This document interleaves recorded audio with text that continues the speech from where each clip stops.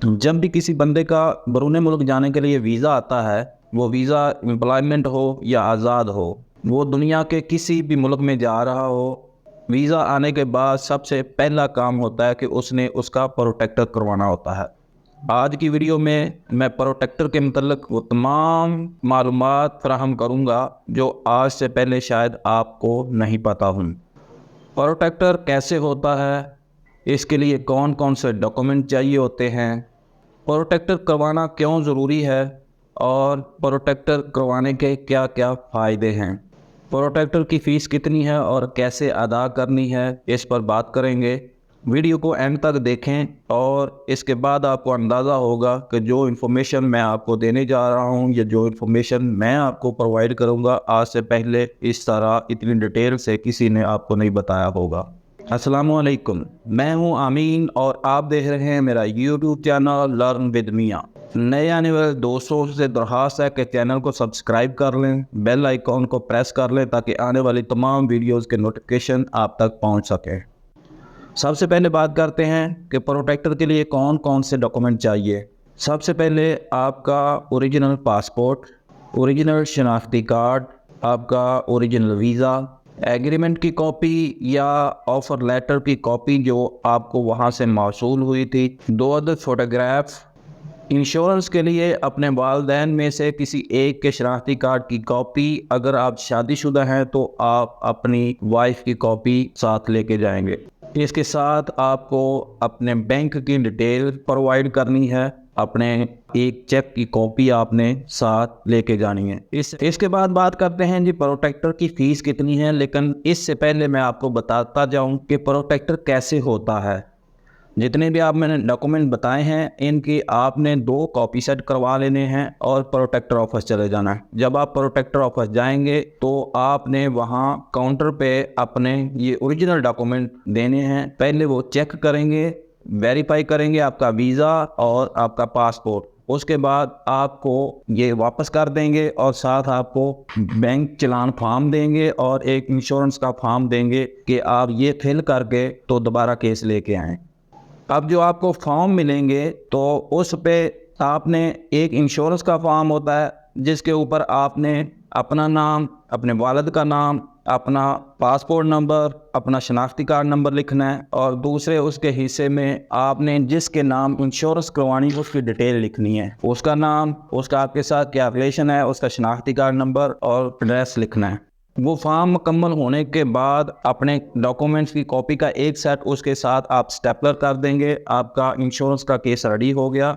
उसके बाद आपके पास जो बैंक के चलान फॉर्म है उसके ऊपर आपने डिटेल लिखनी है, अपना नाम लिखना है, पासपोर्ट नंबर लिखना है, शनाख्ती कार्ड नंबर लिखना है और फ़ोन नंबर लिखना है। इससे ज़्यादा कोई डिटेल नहीं होती। आपने वो 2-3 जगह पे वो लिख के, साथ ही बैंक है, बैंक के आप खिड़की में जाके वो फीस जमा करवा देंगे। वहाँ से वो आपको जो स्लिप देंगे या वो चलान फॉर्म का कुछ हिस्सा अपने पास रख लेंगे, बाकी आपको दे देंगे, तो आपने वो भी अपने साथ रख लेना है। इसके बाद आपने इंश्योरेंस वाले काउंटर पे जाना है, वहाँ इंश्योरेंस की फ़ीस जमा करवानी है और वो जो सेट इंश्योरेंस का आपने तैयार किया उनको दे देना है। वो आपको वहाँ से आपकी इंश्योरेंस करके आपको स्लिप दे देंगे और वो स्लिप और बैंक की स्लिप जो आपको मिली हैं वो सारी पासपोर्ट के साथ लगा के, ओरिजिनल पासपोर्ट और डॉक्यूमेंट का जो एक कॉपी सेट आपने जो आपके पास बच गया था उसको उसके साथ लगा देना है। जब आप फीस पे कर देते हैं उसकी स्लिप आपके पास आ जाएंगी और इंश्योरेंस करवा देंगे उसके भी स्लिप आपके पास आ जाएंगी। उसके बाद आपने बायोमेट्रिक करवाना है और बायोमेट्रिक करवाने के बाद आपने ये जो इंश्योरेंस की स्लिप और बैंक की स्लिप फीस वाली ये अपने पासपोर्ट के साथ लगानी है और उसके बाद जो आपके पास कॉपी का एक सेट था वो पासपोर्ट के साथ लगाना है और प्रोटेक्टर के काउंटर पे जमा करवा देना है। वो आपको कहेंगे कि आप या तो ब्रीफिंग हॉल में भेजेंगे आपको ब्रीफिंग के लिए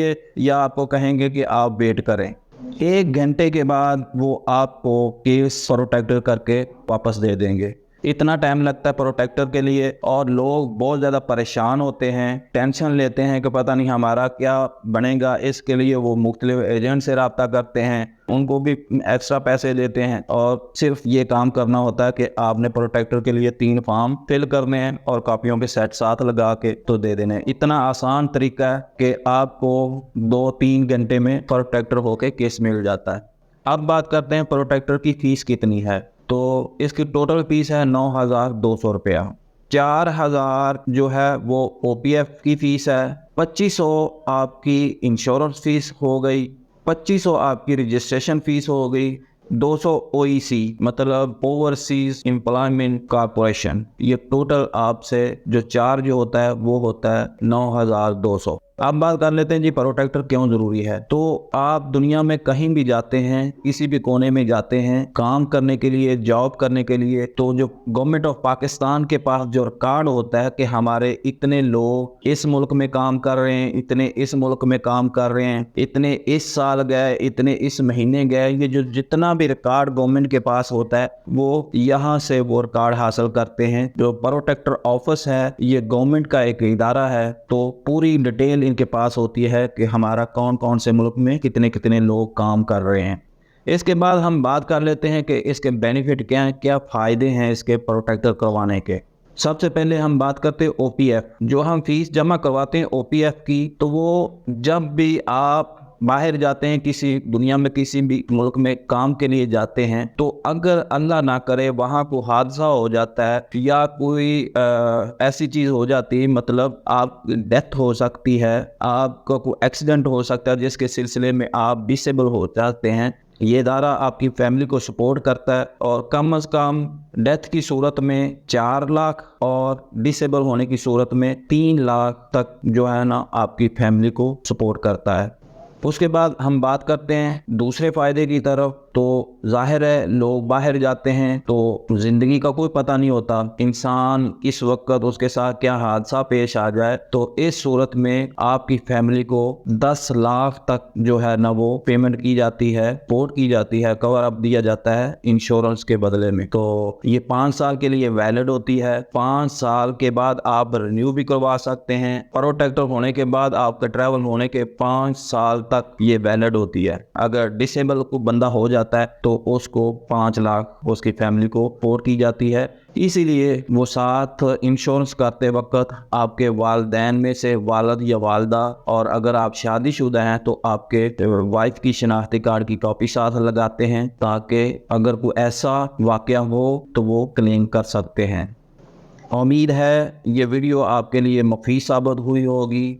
वीडियो को लाइक करें, दोस्तों के साथ शेयर करें। अगर कोई चीज़ पूछना चाहते हैं कमेंट करें, व्हाट्सअप करें, चैनल को सब्सक्राइब करें और बेल आइकॉन को प्रेस कर लें ताकि आने वाली नेक्स्ट वीडियो का नोटिफिकेशन आप तक पहुंच सके। मिलते हैं अगली वीडियो में, तब तक के लिए अल्लाह हाफिज़।